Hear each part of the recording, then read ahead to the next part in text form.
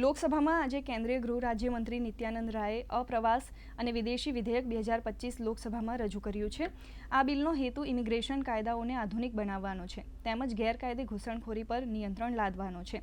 તો મણિપુરના બજેટની ચર્ચા દરમિયાન નાણામંત્રીએ ગૌરવ ગોગોઈની ટિપ્પણી અંગે નારાજગી વ્યક્ત કરી હતી અને કહ્યું હતું કે પીએમના અપમાન કરવા અંગે ગૌરવ ગોગોઈએ માફી માંગવી જોઈએ। તો પ્રશ્નકાળ દરમિયાન કૃષિ મંત્રી શિવરાજસિંહ ચૌહાણે કહ્યું કે તમિલનાડુને મનરેગા માટે 7,000 કરોડ આપવામાં આવશે।